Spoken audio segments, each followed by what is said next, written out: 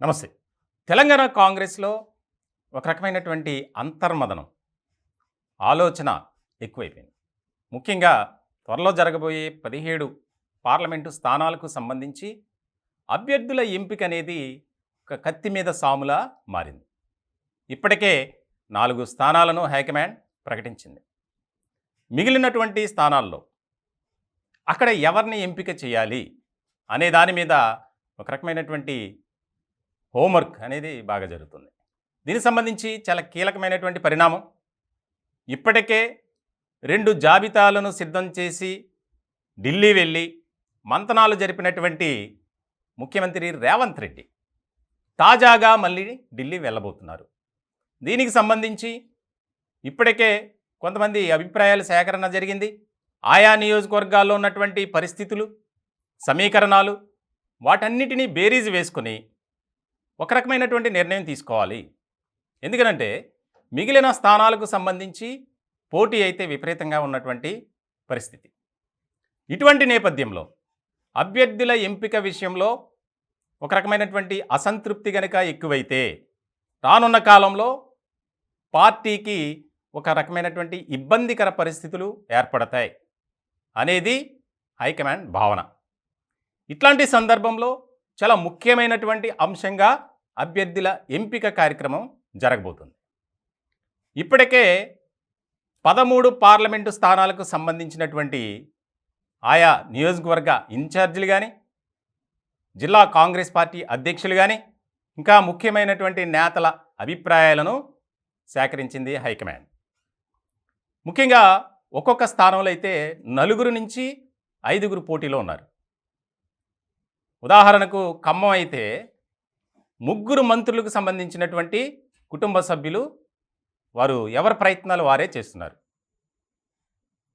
ఒక ఆయన అయితే పొంగులేటి శ్రీనివాసరెడ్డి సోదరుడు, అలాగే మల్లూరు బట్టి విక్రమార్క భార్య నందిని, తుమ్మల నాగేశ్వరరావు తనయుడు, ఇట్లా 3 ఆ స్థానం కోసం ఢిల్లీ స్థాయిలో ఎవరి ప్రయత్నాలు వారు చేస్తున్నారు. అలాగే భువనగిరికి సంబంధించి కూడా అదే రకమైనటువంటి పరిస్థితి కనిపిస్తుంది. కోమటిరెడ్డి బ్రదర్స్ వారి యొక్క కుటుంబ సభ్యుల్ని బరిలో నిలబెట్టాలని విశ్వ ప్రయత్నాలు చేస్తున్నారు. ఇటువంటి సందర్భంలో నాగర్ కర్నూలులో కూడా చాలా పోటీ ఉంది. మల్లు రవి. ఇటువంటి సందర్భంలో తాజాగా కాంగ్రెస్ సీనియర్ నాయకులు విహెచ్ చేసినటువంటి వ్యాఖ్యలు ఏవైతే ఉన్నాయో ఆ వ్యాఖ్యలకు అనుగుణంగా అభ్యర్థుల ఎంపిక విషయం చాలా కష్టతరంగా మారింది. దీనికి సంబంధించి మరొక్కసారి హైకమాండ్తో చర్చలు జరిపిన తర్వాత తుది నిర్ణయం తీసుకోవాలి. ఎందుకంటే రానున్నటువంటి కాలంలో పార్టీకి గడ్డు పరిస్థితి అనేది రాకూడదు. ఇప్పటికే ప్రతిపక్ష పార్టీ అయినటువంటి గులాబీ పార్టీ బీఆర్ఎస్ రకరకాలుగా ఆరోపిస్తుంది. సంవత్సరం కంటే ఎక్కువగా అధికారంలో ఉండదు కాంగ్రెస్ పార్టీ, మళ్ళీ మేమే అధికారంలోకి రాబోతున్నామని ఒక రకమైనటువంటి విమర్శలు, ఆరోపణలు చేస్తుంది. ఇటువంటి సందర్భంలో కాంగ్రెస్ పార్టీలో ఉన్నటువంటి క్యాడర్ని కొంత డిస్టర్బెన్స్ చేయాలి, ఈ రకమైనటువంటి ప్రయత్నాలు కూడా జరుగుతున్నాయి అని హైకమాండ్ భావించింది. ఇటువంటి క్రమంలో మిగిలిన స్థానాలకు సంబంధించి అభ్యర్థుల ఎంపిక విషయంలో చాలా జాగ్రత్తగా, అప్రమత్తంగా ఉండాలి. మనం వేసే ప్రతి స్టెప్ పార్టీలో ఉన్నటువంటి వారికి ఇబ్బందికరంగా మారకూడదు.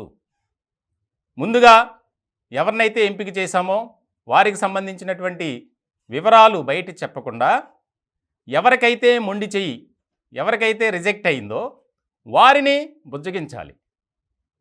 వారికి పార్టీలో సముచితమైనటువంటి స్థానం కల్పించిన తర్వాత అక్కడి నుంచి అసలైన అభ్యర్థిని ప్రకటించాలి అనే జాగ్రత్తలు కూడా తీసుకుంటున్నట్లు మనకి పార్టీ వర్గాల ద్వారా తెలుస్తుంది. చాలా ముఖ్యమైనటువంటి అంశం. వాస్తవానికి అభ్యర్థుల ఎంపిక విషయంలో మొత్తం బాధ్యత ముఖ్యమంత్రి రేవంత్ రెడ్డి గారి మీద పెట్టారు. కానీ ఆ పరిస్థితి అయితే ఇప్పుడు చేయి దాటిందనే చెప్పాలి. ఎందుకంటే ఎవరికి వారే ఢిల్లీ వెళ్ళి ప్రయత్నాలు చేసుకుంటున్నారు. అక్కడ కొంతమంది మీడియా ప్రతినిధులతో కూడా వారు నేనే అభ్యర్థినని ప్రకటిస్తున్నారు. తాజాగా విహెచ్ అక్కడికి వెళ్ళి మాట్లాడారు. నేను బీసీ సామాజిక వర్గానికి సంబంధించిన వాడిని, రాజకీయంగా నన్ను ఎదగనివ్వట్లేదు అని డిప్యూటీ సీఎం పేరు కూడా ప్రస్తావించారు. ఇలాంటి సందర్భంలో ఇటువంటి ఇబ్బందికరమైనటువంటి పరిస్థితులు రాకూడదు అని చెప్పి భావించింది హైకమాండ్.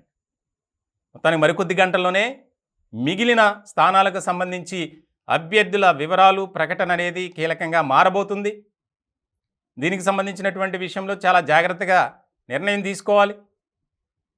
వీటన్నిటిని బట్టి మరొక్కసారి అభిప్రాయ సేకరణ ప్రకారం అభ్యర్థులను ప్రకటించాలి అనే దాని మీద ఫోకస్ పెట్టింది హైకమాండ్.